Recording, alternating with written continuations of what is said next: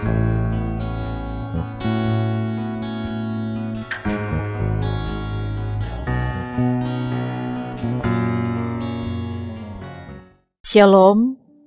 bersyukur kepada Tuhan yang boleh memperjumpakan kita lagi dalam program Gerakan Membaca Alkitab. Kita sudah ada di hari yang ke-114, kita akan membaca dari kitab 2 Raja-Raja pasal 15 sampai pasal 17. Sebelum membaca Alkitab, mari berdoa.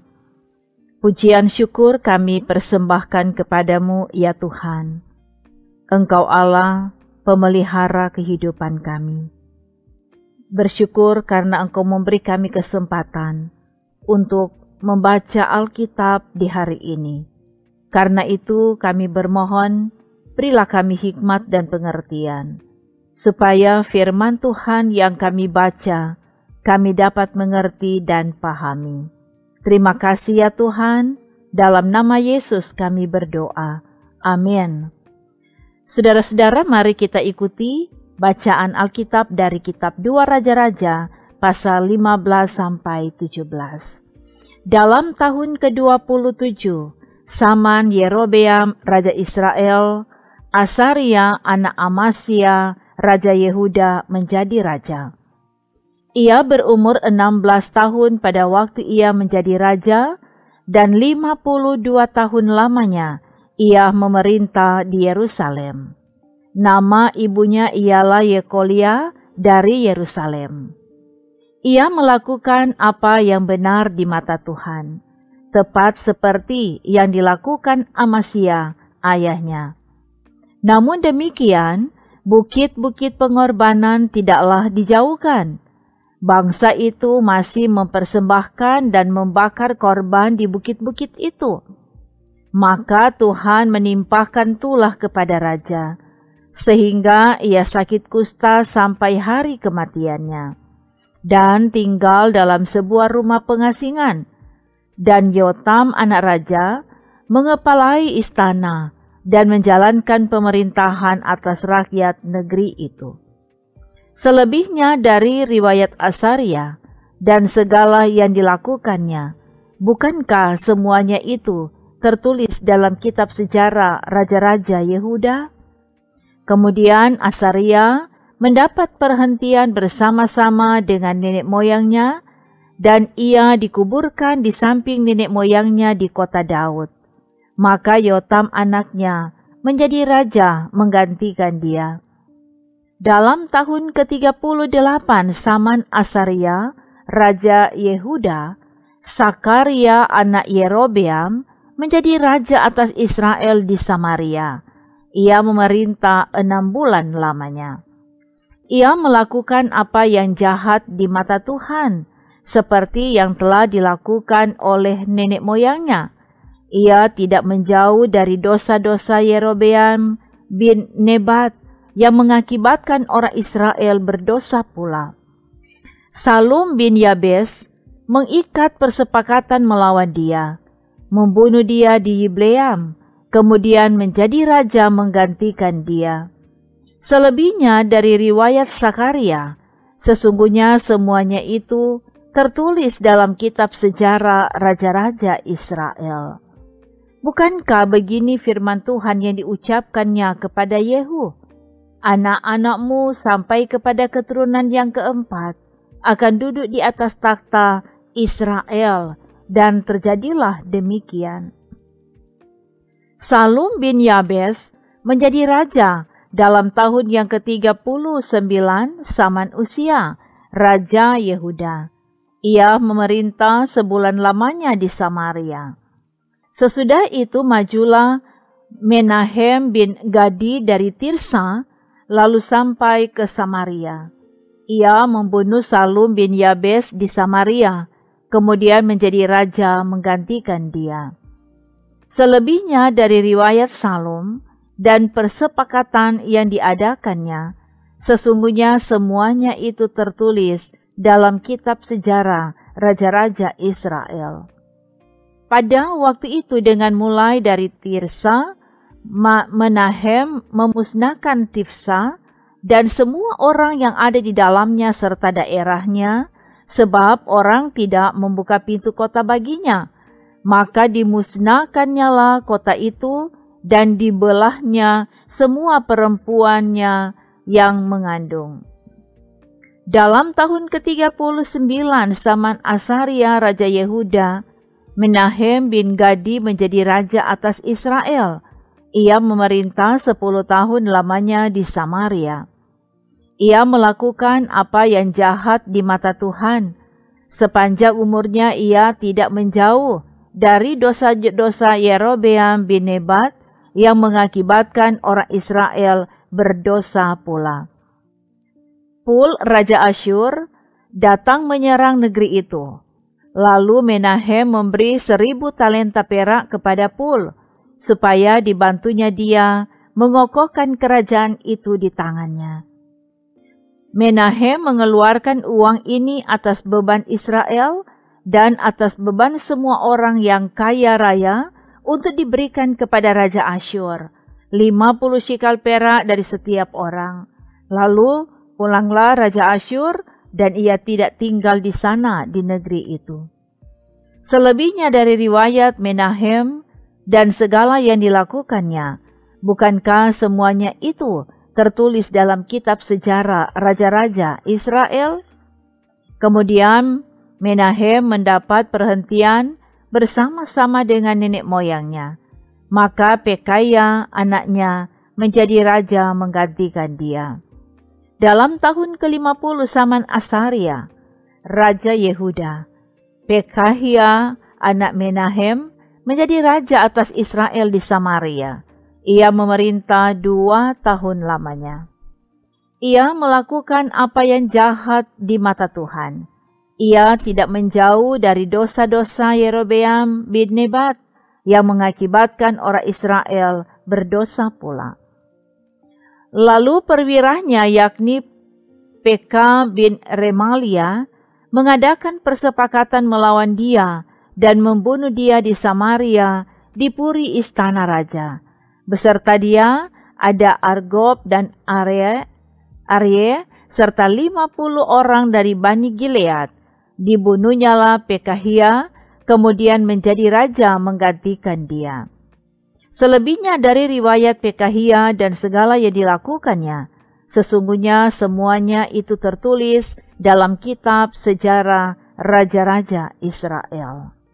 Dalam tahun ke-52, zaman Asaria Raja Yehuda, Pekah bin Remalia menjadi raja atas orang Israel di Samaria. Ia memerintah 20 tahun lamanya. Ia melakukan apa yang jahat di mata Tuhan. Ia tidak menjauh dari dosa-dosa Yerobeam bin Nebat yang mengakibatkan orang Israel berdosa pula. Dalam zaman Pekah, Raja Israel, datanglah Tiglat-Pileser, Raja Asyur. Direbutnyalah Iyon, Abel, Bet-Maaka, Yanoa, Kades, dan Hasor, Gilead dan Galilea, seluruh tanah Naftali, lalu diangkutnyalah penduduknya ke Asyur, ke dalam pembuangan. Hosea bin Ela mengadakan persepakatan melawan Pekah bin Remalia. Dibunuhnyalah dia. Kemudian dia menjadi raja, menggantikannya dalam tahun ke-20 zaman Yotam bin Usia. Selebihnya dari riwayat Pekah dan segala yang dilakukannya, sesungguhnya semuanya itu tertulis dalam kitab sejarah raja-raja Israel. Dalam tahun kedua zaman Pekah bin Remalia Raja Israel, Yotam anak Usia Raja Yehuda menjadi raja. Ia berumur 25 tahun pada waktu ia menjadi raja, dan 16 tahun lamanya ia memerintah di Yerusalem. Nama ibunya ialah Yerusa anak Sadok.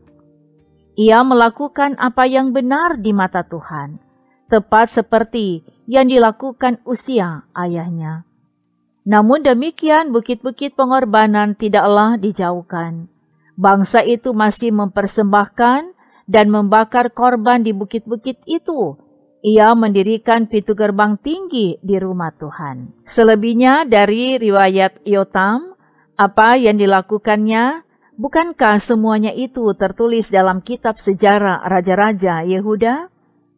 Mulai zaman itu, Tuhan menyuruh Resin Raja Aram dan Pekah bin Remalia menyerang Yehuda. Kemudian Yotam mendapat perhentian bersama-sama dengan nenek moyangnya, dan ia dikuburkan di samping nenek moyangnya di kota Daud, bapa leluhurnya. Maka Ahaz anaknya menjadi raja menggantikan dia. Dalam tahun ke-17 zaman Pekah bin Remalia, Ahaz anak Yotam raja Yehuda menjadi raja. Ahaz berumur 20 tahun pada waktu ia menjadi raja, dan 16 tahun lamanya ia memerintah di Yerusalem. Ia tidak melakukan apa yang benar di mata Tuhan Allahnya seperti Daud, bapa leluhurnya. Tetapi ia hidup menurut kelakuan raja-raja Israel. Bahkan dia mempersembahkan anaknya sebagai korban dalam api, sesuai dengan perbuatan keji bangsa-bangsa yang telah dihalau Tuhan dari depan orang Israel. Ia mempersembahkan dan membakar korban di bukit-bukit pengorbanan, dan di atas tempat-tempat yang tinggi, dan di bawah setiap pohon yang rimbun. Pada waktu itu majulah Resin Raja Aram dan Pekah bin Remalia Raja Israel untuk memerangi Yerusalem, dan mereka mengepung Ahaz, tetapi mereka tidak dapat mengalahkan dia. Pada masa itu Resin Raja Aram mengembalikan Elat kepada Edom. Lalu ia mengusir orang-orang Yehuda dari Elat. Datanglah orang-orang Edom ke Elat dan diam di sana sampai hari ini. Ahaz menyuruh utusan-utusan kepada Tiglat-Pileser Raja Asyur, mengatakan, "Aku ini hambamu dan anakmu. Majulah dan selamatkanlah aku dari tangan Raja Aram dan dari tangan Raja Israel yang telah bangkit menyerang aku." Ahaz mengambil perak dan emas yang terdapat dalam rumah Tuhan dan dalam perbendaharaan istana raja, dan mengirimnya kepada Raja Asyur sebagai persembahan.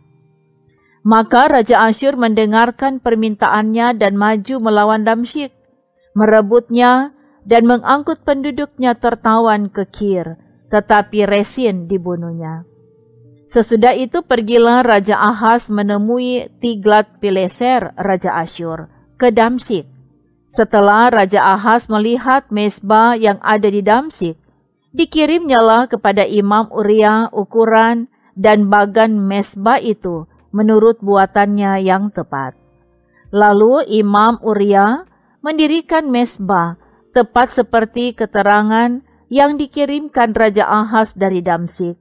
Demikianlah dibuat Imam Uria menjelang datangnya Raja Ahaz dari Damsyik. Setelah Raja pulang dari Damsyik, maka Raja melihat mezbah itu. Lalu mendekatlah Raja kepada mezbah itu, naik ke atasnya, membakar korban bakarannya dan korban sajiannya, mencurahkan korban curahannya di atas mezbah itu, dan menyiramkan darah korban keselamatannya kepadanya. Tetapi ia menyuruh menggeser mezbah tembaga yang ada di hadapan Tuhan dari depan rumah Tuhan, dari antara mezbah baru dengan rumah itu, dan menaruhnya di sebelah utara mezbah baru itu. Kemudian Raja Ahaz memerintahkan kepada Imam Uria, "Bakarlah di atas mezbah besar itu korban bakaran pagi dan korban sajian petang, juga korban bakaran dan korban sajian raja, lagi korban bakaran dan korban sajian, dan korban-korban curahan seluruh rakyat negeri, dan siramkanlah kepadanya segenap darah korban bakaran dan segenap darah korban sembelihan, tetapi mezbah tembaga itu adalah urusanku." Lalu Imam Uria melakukan tepat seperti yang diperintahkan Raja Ahaz.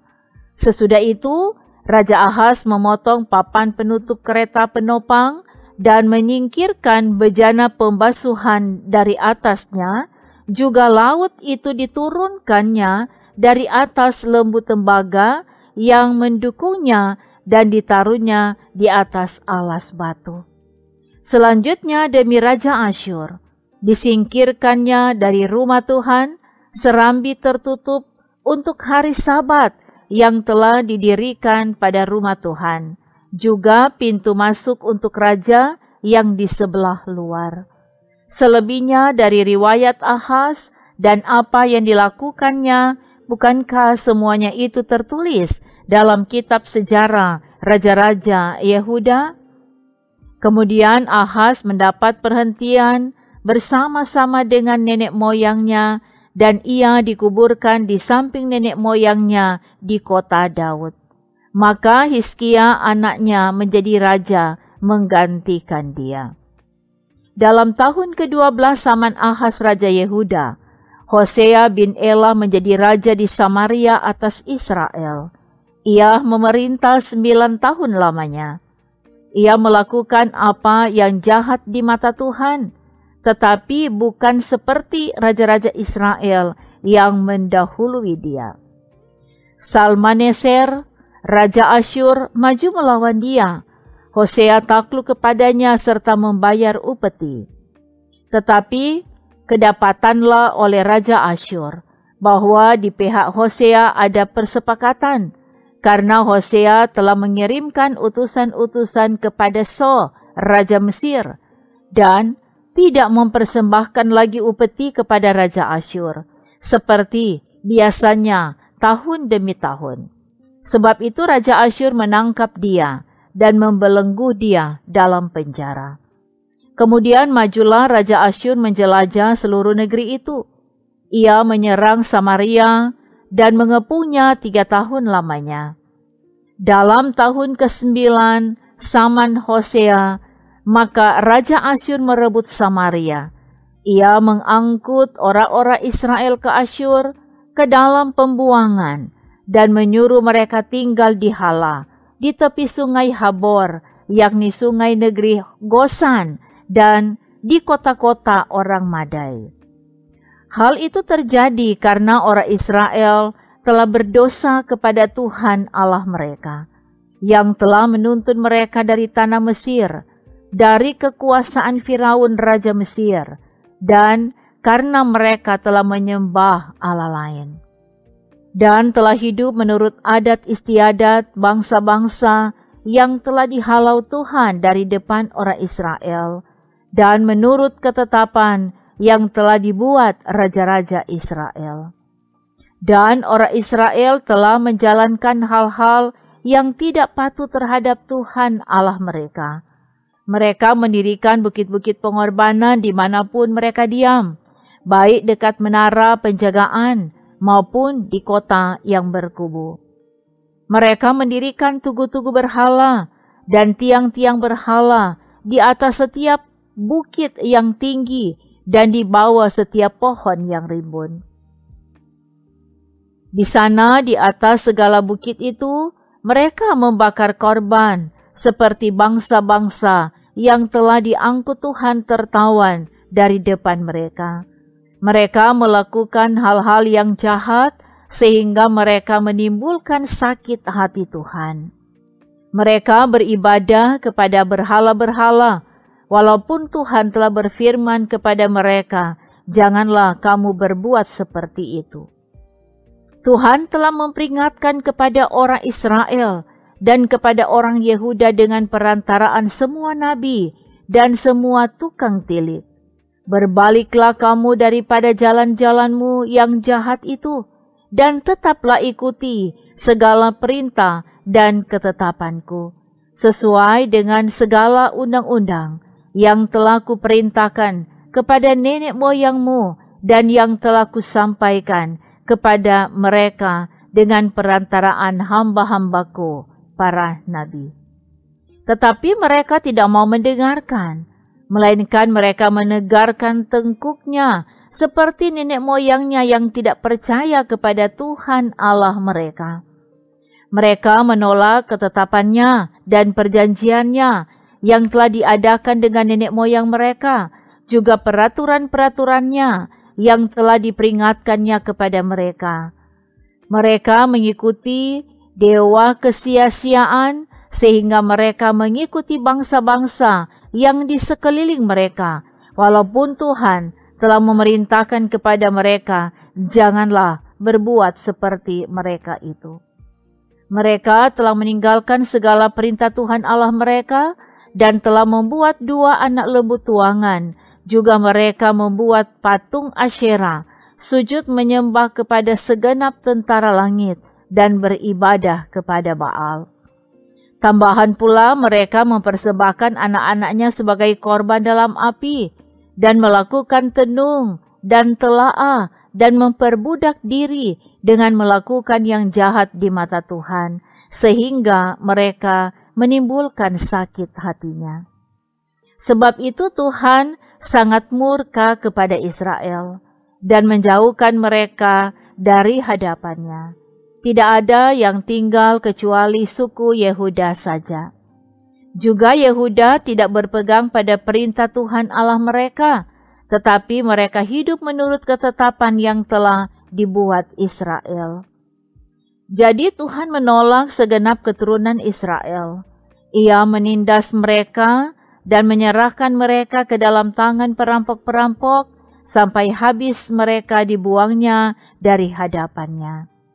Ketika ia mengoyakkan Israel daripada keluarga Daud, maka mereka mengangkat Yerobeam bin Nebat menjadi raja.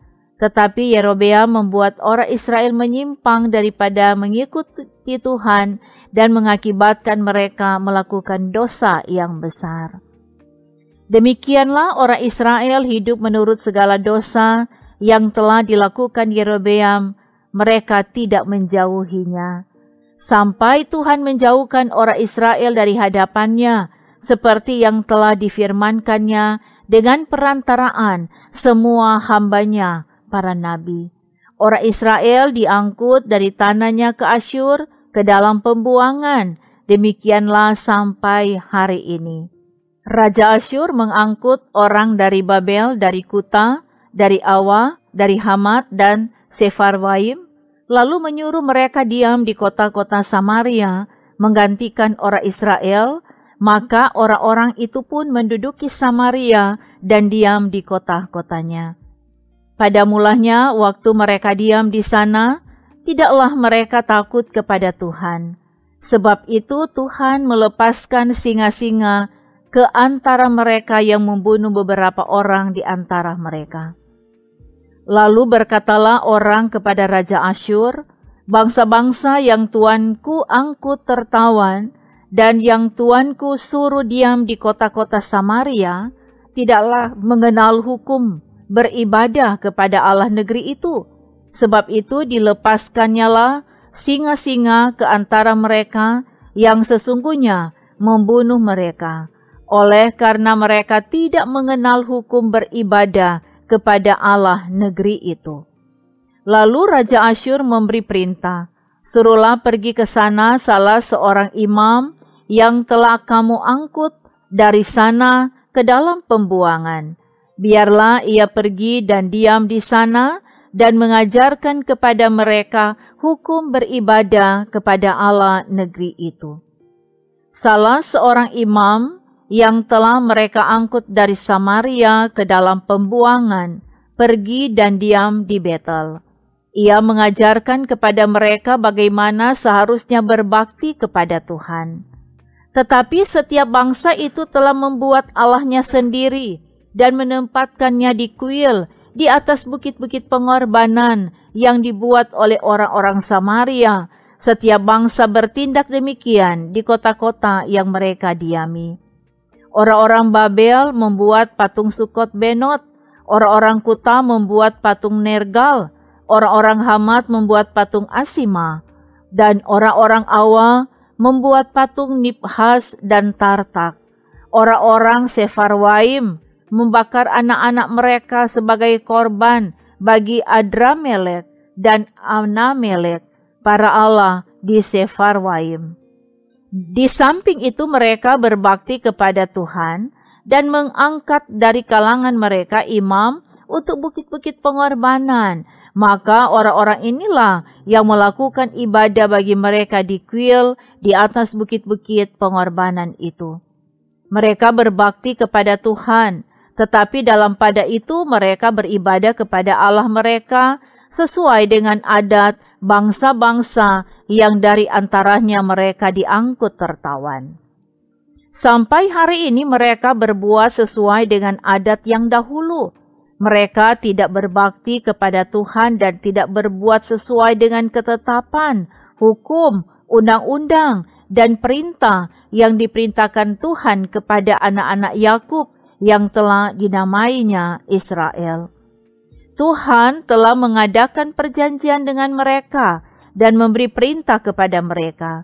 Janganlah berbakti kepada Allah lain, janganlah sujud menyembah kepadanya, janganlah beribadah kepadanya, dan janganlah mempersembahkan korban kepadanya. Tetapi Tuhan yang menuntun kamu dari tanah Mesir dengan kekuatan yang besar dan dengan tangan yang teracung, kepadanyalah kamu harus berbakti, kepadanyalah kamu harus sujud menyembah dan mempersembahkan korban. Tetapi kamu harus berpegang kepada ketetapan-ketetapan, peraturan-peraturan, hukum, dan perintah yang telah ditulisnya bagimu dengan melakukannya senantiasa dengan setia, dan janganlah kamu berbakti kepada Allah-Allah lain. Janganlah kamu melupakan perjanjian yang telah kuadakan dengan kamu, dan janganlah kamu berbakti kepada Allah lain. Melainkan kepada Tuhan Allahmu, kamu harus berbakti, maka Ia akan melepaskan kamu dari tangan semua musuhmu. Tetapi mereka tidak mau mendengarkan, melainkan mereka berbuat sesuai dengan adat mereka yang dahulu. Demikianlah bangsa-bangsa ini berbakti kepada Tuhan, tetapi dalam pada itu mereka beribadah juga kepada patung-patung mereka, baik anak-anak mereka maupun cucu cicit mereka, melakukan seperti yang telah dilakukan nenek moyang mereka sampai hari ini. Demikian bacaan firman Tuhan di hari ini. Mari kita berdoa. Kami berterima kasih kepadamu ya Bapa. Kebenaran firman-Mu sudah kami baca dari Alkitab. Kiranya kami semua termotivasi untuk dapat selalu membangun kehidupan beriman kami dengan membaca firman Tuhan dari Alkitab. Dan semua yang sudah mengikuti pelayanan ini, dimanapun mereka berada, Tuhan yang memberkati, memberi kesehatan, kekuatan, memberi keberhasilan. Terima kasih Tuhan, dalam nama Yesus kami berdoa. Amin. Demikianlah gerakan membaca Alkitab di hari ini. Terima kasih saudara sudah mengikutinya. Tuhan Yesus memberkati. Amin.